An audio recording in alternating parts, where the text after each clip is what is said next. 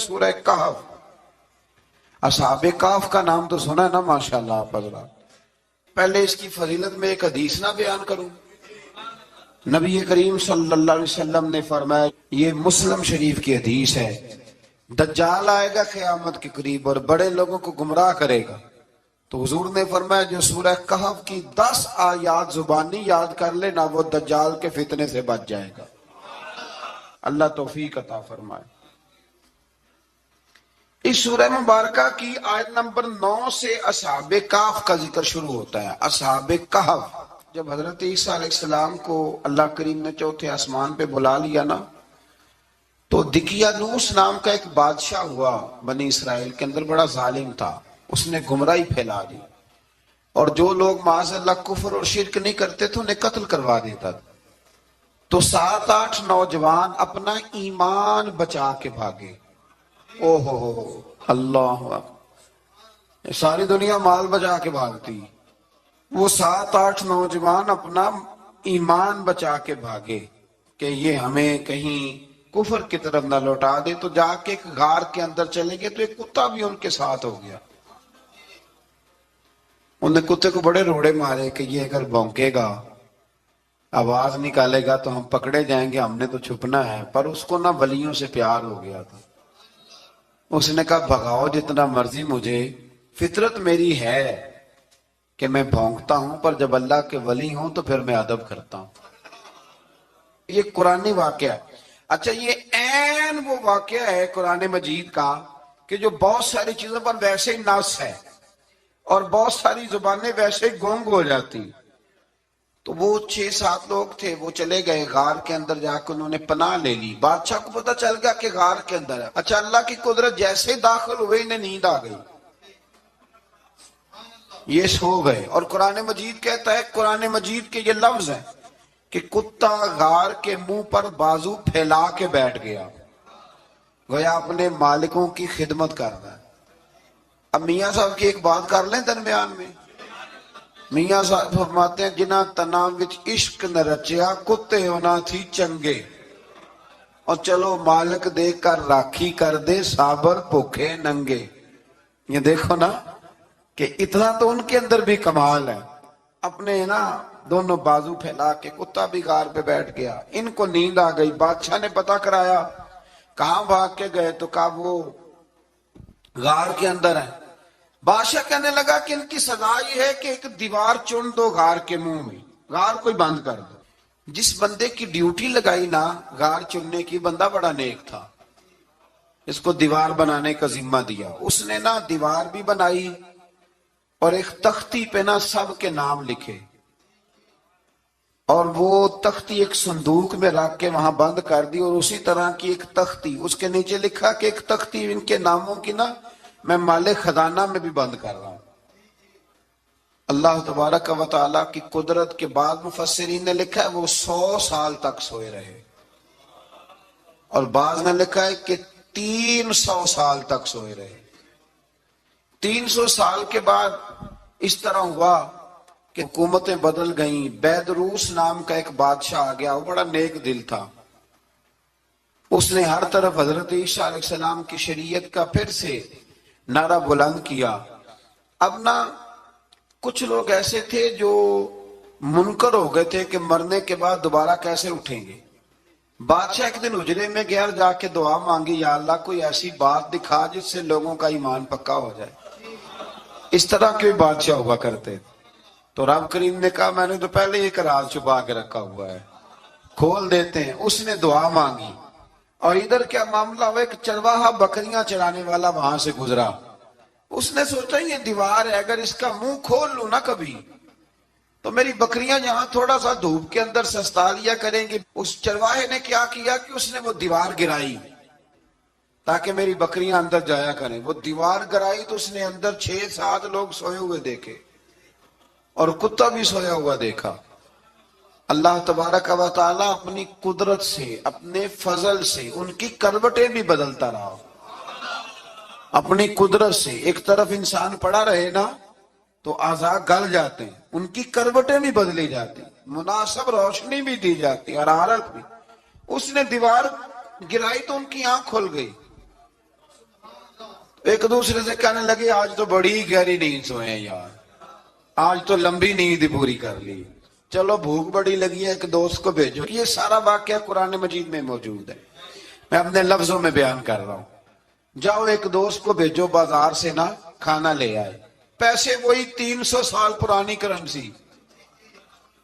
وہ جب نان بھائی کی دکان پہ گیا نا سامان لینے، اس کو پیسے دیے تو نان بھائی نے ہاتھ پکڑ لیا، کہنے لگا میاں تو کدھر سے آیا، یہ کون سے پیسے؟ اس نے کہا پیسے کاہے کے، میں بھی سوچ رہا ہوں کہ حالات بدلے ہیں، سارے حضرت عیسیٰ کا کلمہ پڑھ رہے ہیں، ماحول اور ہے۔ اس نے کہا تیرے ہاتھ کوئی خزانہ لگ گیا ہے، یہ تو ہم نام سنتے تھے کہ یہاں کو دقیانوس نام کا بادشاہ رہے، کوئی خزانہ بتا کہاں سے لیے۔ شور ہوا، حاکم شہر تک خبر پہنچی، بادشاہ تک پہنچی۔ اس نے بتایا کہ بھئی ہم تو دقیانوس کے ڈر سے بھاگے ہیں، کل بھاگے ہیں یا آج سویرے، اتنا زیادہ ہمیں پتا نہیں، کل یا آج سویرے بس نا، اتنا سا ہمیں یاد ہے کہ ہم گئے تھے۔ بہرحال لوگ جمع ہو گئے، اکٹھے ہو گئے، غار تک پہنچے۔ اب جو غار کے اندر تھے وہ پتا کہتے لگتا ہے ہمارا دوست پکڑا گیا ہے۔ اب پکڑا گیا ہے تو اب بندے جمع ہو گئے، وہ اندر ڈر رہے تھے، تسبیح کر رہے تھے، اللہ کو یاد کر رہے تھے۔ ادھر یہ پہنچ گیا جب ان لوگوں نے یہ جیتا جاگتا رب کے فضل کا نمونہ دیکھا،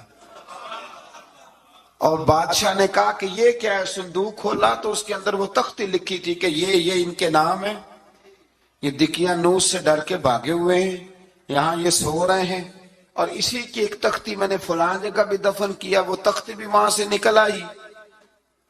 اب سب لوگوں کی آنکھوں میں آنسو آئے اور سب کہنے لگے لا الہ الا اللہ، لا الہ الا اللہ، لا الہ الا اللہ۔ سب کہنے لگے ان اللہ علی کل شیء قدیر۔ جب ان کی بات پوری ہو گئی، لوگوں کے ایمان پختہ ہو گئے، تو اصحاب کہف کہنے لگے کہ ہمیں اب اجازت ہے، ہم پھر دوبارہ غار میں جاتے ہیں۔ وہ غار میں گئے تو رب نے پھر انہیں موت عطا فرمائی، نیند عطا فرمائی، تحفہ دیا۔ بادشاہ نے پھر اس کے آگے دیوار بنائی اور وہاں بادشاہ نے ایک مسجد تعمیر کرا دی، لوگ زیارت کرنے جاتے۔ یہ اصحاب کہف کا ذکر ہے۔ اب یہاں ہمارے مفسرین نے لکھا ہے کہ وہ جو کتا تھا نا وہ بھی ساتھ ہی تھا۔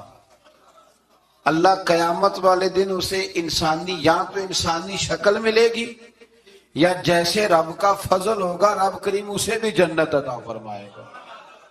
اس نے تبلیغ کی، دین کی، اس نے کیا کیا؟ تبلیغ کی، نمازیں پڑھی، روزے رکھے، حج کیا، 10 ہوتے صحیح اس کیتا کی۔